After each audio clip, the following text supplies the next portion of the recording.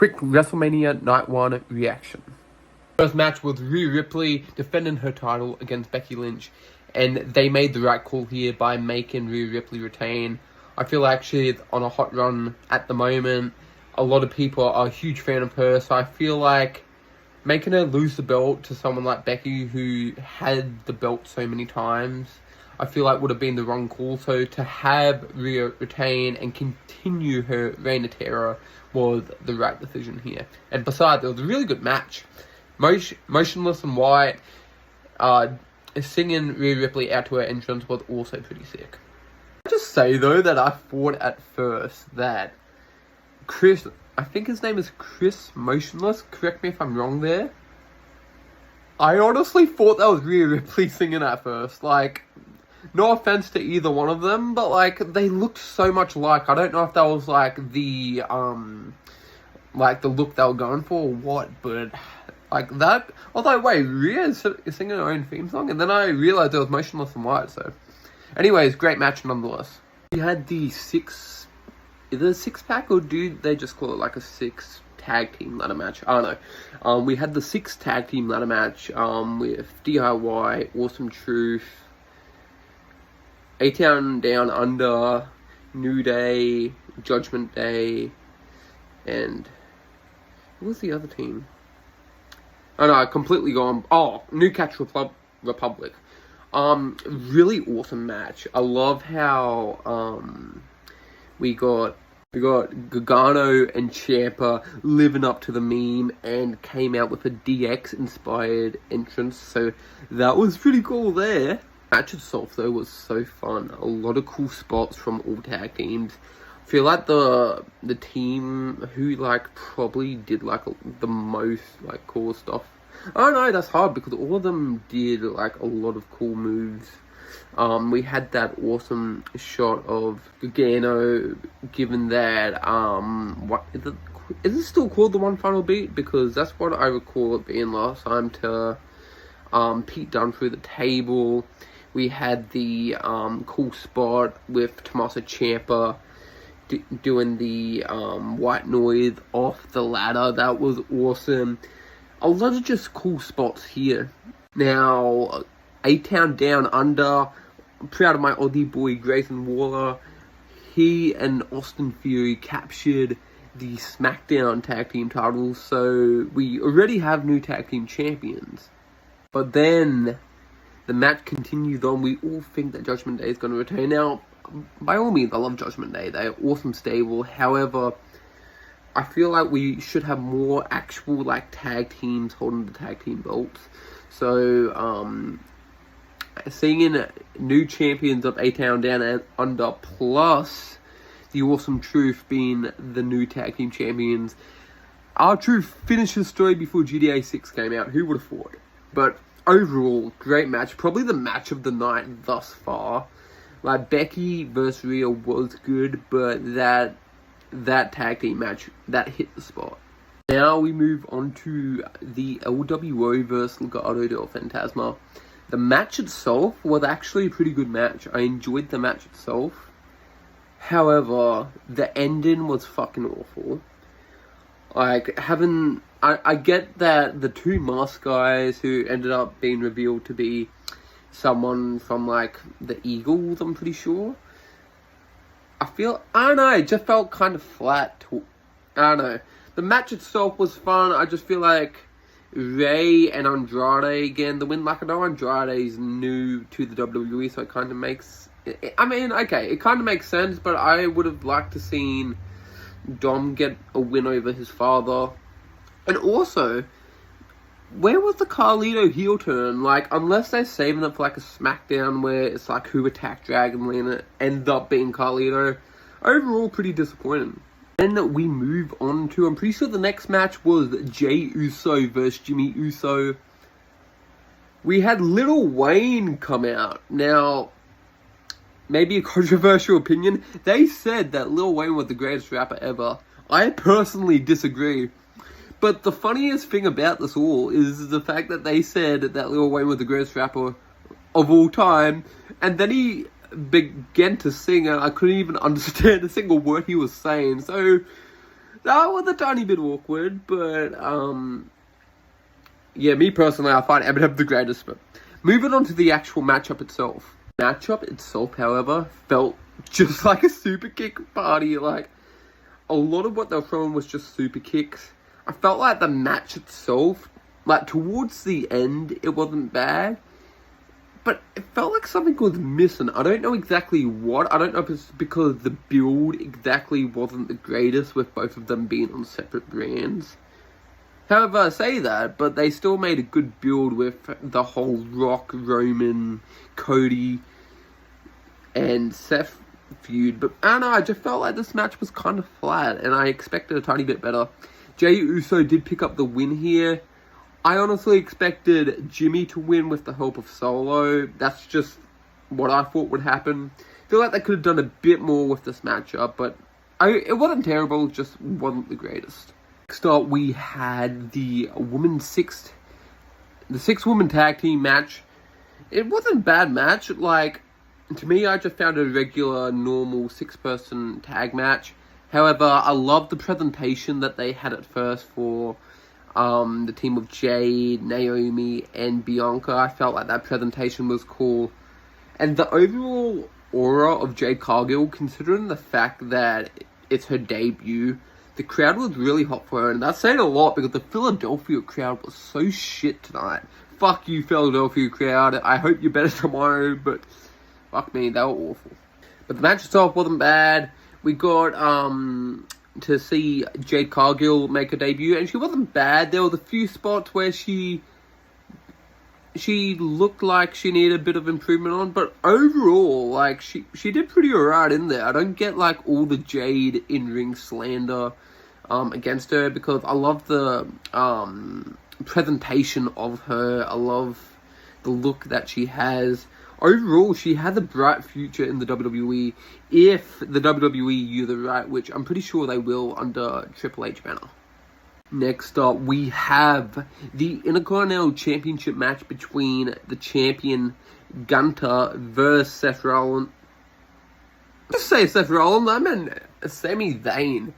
We'll get on to Seth Rollins later, but the Sami Zayn, like, walkout was really good. He first bumped into Chad Gable, got words of encouragement. Then he saw his kid and his wife first, and Chad Gable. So he went from wife and kid to Chad Gable. Chad Gable gave him a bit of a motivational pep talk. Then he ran into Kevin Owens. They hugged it out, and then Sami Zayn was out making his entrance. Just found that a nice added detail there. Going into it, like, even with the video package, you could automatically tell they were going for, like, the Rocky Drago type, like, feel for the matchup. Me personally, I feel like the match, like, the build-up to the match at least, like, felt kind of rushed. I feel like they had a better story there with Gable and Gunther. Like, the story was written on the wall, like, you didn't really need much time to build it up because you already had the story there from the past of Gable not being able to beat Gunther and coming so close but just couldn't capitalize, as where with Sami Zayn it was like kind of a 2 to 3 week build. Now, the match itself was fantastic. One of the best matchups of the night. I would probably say it was better than the tag match. So, thus far, match of the night. I love the back and forth, making Sami Zayn look like the underdog, going with that Rocky-esque storyline, and Sami Zayn actually won, which kind of didn't surprise me since they were going down the Rocky route here. But was Sami the right person? I don't know. I feel like the build-up and the story they told before the matchup, like, it made me more invested than what I was beforehand. If they didn't tell that, then I would have been like, nah, it should have been Gable. I still agree it should have been Gable. However, Sami is a good choice. And it looks like we may be getting a Sami and Gable feud now. But for this time, I want Gunther to take a long break. Like, I want him to come back as even a more dominant monster. Like, he has anger and stuff like that inside of him. So it would make more sense if he took a bit of a hiatus, come back stronger than ever, and go into that, like, world title scene. Me personally, I feel like the match, like the build up to the match at least, like felt kind of rushed. I feel like they had a better story there with Gable and Gunter. Like the story was written on the wall. Like you didn't really need much time to build it up because you already had the story there from the past of Gable not being able to beat Gunter and coming so close but just couldn't capitalize, as where with Sami Zayn it was like kind of a 2 to 3 week build. Now the match itself was fantastic, one of the best matchups of the night. I would probably say it was better than the tag match. So thus far, match of the night, I love the back and forth, making Sami Zayn look like the underdog, going with that Rocky-esque storyline, and Sami Zayn actually won, which kind of didn't surprise me since they were going down the Rocky route here. But was Sami the right person? I don't know. I feel like the build-up and the story they told before the matchup, like, it made me more invested than what I was beforehand. If they didn't tell that, then I would have been like, nah, it should have been Gable. I still agree it should have been Gable. However, Sami is a good choice. And it looks like we may begin a Sami and Gable feud now. But for this time, I want Gunter to take a long break. Like, I want him to come back as even a more dominant monster. Like, he has anger and stuff like that inside of him. So it would make more sense if he took a bit of a hiatus, come back stronger than ever, and go into that, like, world title scene. Personally, if Cody wins at Mania, hopefully down the line we get Gunter versus Cody at either SummerSlam or even next year's Mania, whichever one. I'm sure he'll slap either way. The main event, I feel like the match that everyone has been the most hyped for, aside from obviously aside from Roman versus Cody, we've all been excited for Rock and Roman versus Cody and Seth. Like, I feel like The Rock has done such a great job at building this matchup, like, to the extent that's at. And a lot of people have been hating this Rock run. They're like, oh, you know, he doesn't have the mic skills anymore. Dude, The Rock has been so entertaining throughout this whole entire program. You need to show some respect, mate. And The Rock just had a fantastic entrance. Like, that final boss entrance legit made him feel like and look like a final boss. So overall, the entrance presentation was perfect. Came out with his own, like, championship belt that Muhammad Ali's wife gave to him at the Hall of Fame. I just felt like he just wanted to look cool with a belt. I don't know. But the entrance itself was so sick.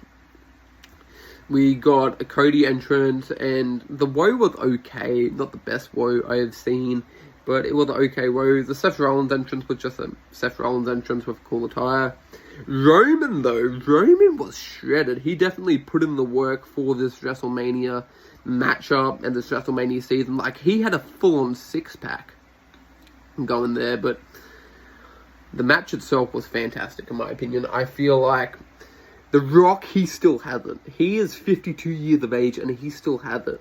He looks like he didn't miss a step whatsoever, and mind you, he hasn't had a full-on match in over a decade. I'm pretty sure the last match he actually had, I think it was actually 11 years ago, against John Cena at Mania 29. Correct me if I'm wrong. Like, I know he had the matchup with Eric Rowan at Mania 32, but, like, I don't really count that because it was just like a rock bottom. It wasn't like a full, like, lengthy matchup. So The Rock looked good in there. A lot of cool spots, a lot of table spots, fighting in the crowd. There was a moment where The Rock actually got rock bottom through the announce table by Cody, which was sick. And then Roman speared Seth through the ringside barricade. Super sick sequence. And then Roman and Rock actually won the match. The Rock pinned Cody. So there's a lot of ways they can go with this, because I predicted that the Bloodline will win, and I feel like it would make more sense for the Bloodline to win and then have Cody triumph. That triumphant, I can't even pronounce the word, but where he overcomes the odds and he gets a even bigger win. Because if he just won today, it's like, it wouldn't have the stakes there. Like, it would just be like, oh yeah, Cody won both nights. He didn't really need to fight as much, if that makes sense. As where now, Bloodline rules, going to be a lot harder, so the story gets a bit better. Now, where they could go with this, in my opinion, they could go down the route where we do get to see, like, The Rock turning on Roman. Or, like, there's so many ways they can go with this. They can have Rock turn on Roman, which I expect to happen because Roman actually speared him in the match. I feel like they could, like, be like where he takes charge of the Bloodline. But would that really make sense, though, since, like, he's going to go back to acting for, like, a little bit after WrestleMania anyway. So, unless they, like, he puts Solo in that role to, like, look after it while he's gone and all that. I don't know if that, or they could have just have, like, Cody win and then they have a Rock versus Cody match. But I'm more intrigued for, like, Roman versus Rock, unless they did, like, Cody versus Rock at SummerSlam and then Rock versus Roman at Mania. Either way, there's so many possibilities, but that is my overall thoughts on WrestleMania Night 1. Pretty good card. There were a few sleepers there, but a lot of really good. With the Rock match, there was more good that outweighed the bad. So overall, successful Night 1 of WrestleMania 40.